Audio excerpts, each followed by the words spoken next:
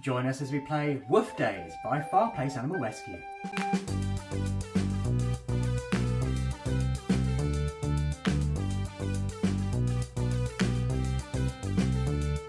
Hi, I'm Libby, this is Julian, and together we are BoxedMeeples.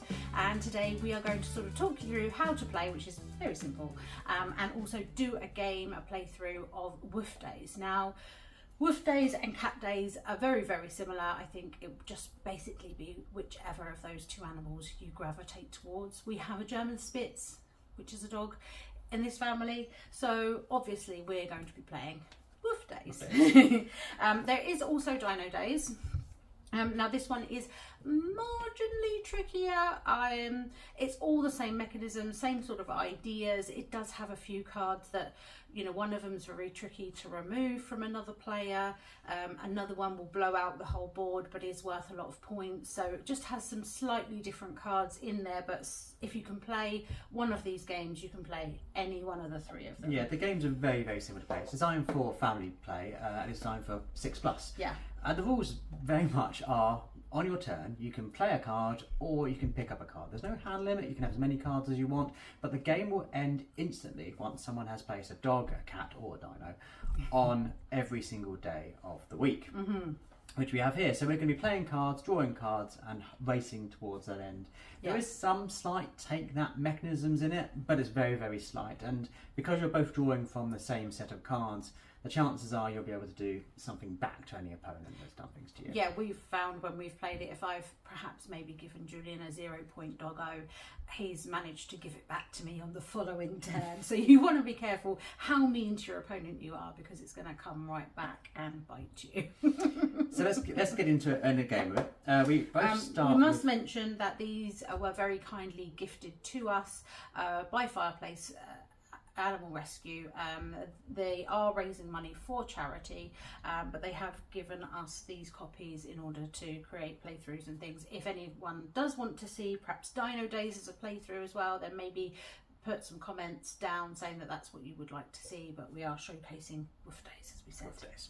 So we both start with 5 cards in hand, and as you can see here, I'm going to be the bottom row of cards, Libby's going to be the top row of cards, and we get to place dogs down this. So from our cards, the most interesting point about the cards is the bottom section, where you can see there's instructions on where you can place the cards.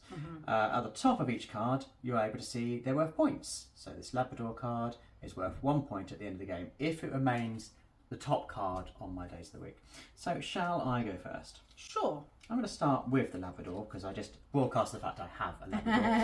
And you can place this on any day of your week. So I'm going to place that on the Thursday simply because the colour matches. Oh, lovely. And there are some dogs in here which, and I'm sure Julian has the same in his hand, that he won't yet be able to play because it might say play to the left of another dog, play to the right of another dog, play on top of another dog. So if that was the case, then obviously you would choose to draw on your turn, but instead I am actually going to play the collie, which I can play on Thursday, Friday or Saturday on my board, and we are filming on Good Friday, so I am going to put it down on Friday. Okay, next. The difficult reasonings here as to which day It's of a the good week you system in choose. play here. So I'm going to play the Chihuahua, which is one of the highest scoring cards. You can play it on any day of the week, not next to a Great Dane, German Shepherd or St Bernard on your board. Well, I haven't got one of those, so I'm going to place it on Wednesday next to my Labrador. Okay, well I am going to play my Staffy on Sunday because it's the only day that Staffy can be played on. And I'm going to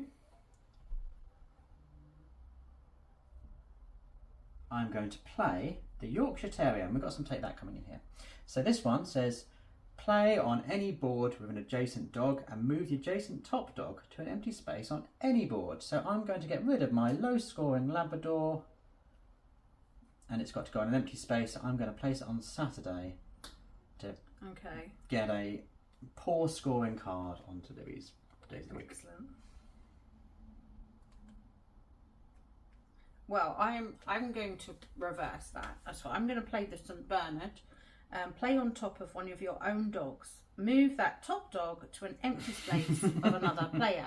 So I've just been gifted the Labrador. Didn't really want it because it's only worth 1 point. So the St Bernard's going to come in with his 6 points.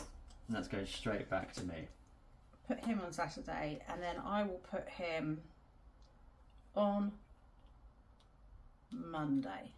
And I've chosen Monday because if Julian happened to have a Great Dane in his hand, they cannot be placed next to any other dog, so it would limit that the Great Dane would have to potentially only go on Sunday. Now there wouldn't be many other options, and there are dogs that can only be placed on Sunday, so sometimes you want to leave that free for things like the Staffy.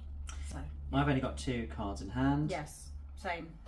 So I'm going to have to draw. We've been a bit playtastic, haven't we? So I am going to also draw, actually, yeah. I'm going to play the Staffy, which can only be played on Sundays. We're talking about that earlier. Yes, so yes. That's going to go there. And if I do have a card that says it can't be placed adjacent to another dog, I'm in hot water here. Yes, you are. Although you can play on top of existing cards on your board. I am going to play my Poodle on Monday. And I'm going to be mean and nullify Libby's St Bernard, the highest scoring card in the game, with a Bulldog. Play on top of any dog on any board. So it's gone from a 6 point down to a 2 point. I think that the Great Dane's actually worth 7 points. I think, as far as I know, that might be the highest one. The St Bernard's, obviously 6 points, is also very high. But yeah, that is annoying. So in which case I will play Fred's Dog Treats, which is here, and that allows me to remove any top dog from the board, so I will take away. So we were saying earlier about how there is a take that, but you can quickly.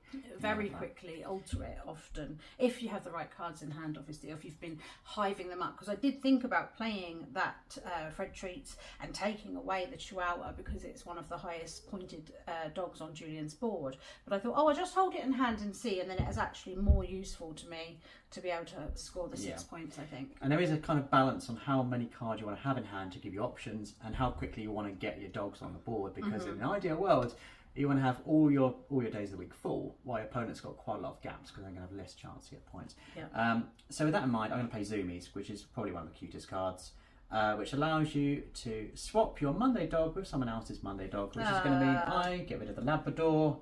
Again. Labrador's going all over the place here, and I take your Poodle, which is worth 2 more points than I had. I now have no cards in hand, so that's going to be very obvious. Which is a problem. What I'm going to be doing next time. Well, I will also take whilst you have to take. I obviously have to take now. I think I'm going to play the Yorkshire Terrier, which you've already previously played on me, so I will play it here, and then I get to take the Chihuahua. High scoring Chihuahua. And match. I mean, that's a lovely colour match up there, isn't it? So why not? I can play this card, but I'm going to just draw now to give myself more options. Same. I'm going to take another card. There's no hand in it, so we can fill up. But obviously, while you're drawing cards, you're not playing cards. I'm going to play the Dalmatian, which says to play to the left of a dog on the board. Oh gosh, I'm backwards here. Down Thursday. Yes, I was right the first time. Mixed Breed is quite a useful card because it allows you basically to stick it on any base you want in the week. Play on any day on any board. So you can play it on your opponent's one, but I'm going to play it on Saturday because Saturday is often quite tricky to fill. So play it on any day of the board, and it's worth 5 points. So not a bad one. Now you're going to end the game here. I might, because you've got 2 days missing, and I can just play the dash hand down. Play to the immediate right of you're playing next to. So as soon as you fill up all of the days of the week, then you just score up all of your paw print points from the dog that is on top at that current point in time. So you don't score if you've got dog under dog under dog, because you happen to have been laying on top like we have done at various points. It's literally just the top. So 6, 10, 14, 17, 21, 27. Great. I can tell you've already won because I've got the gaps here. I haven't got high scoring ones. So 3, 6, 9, 14, 18. Yeah. An easy win for you. It was, yeah.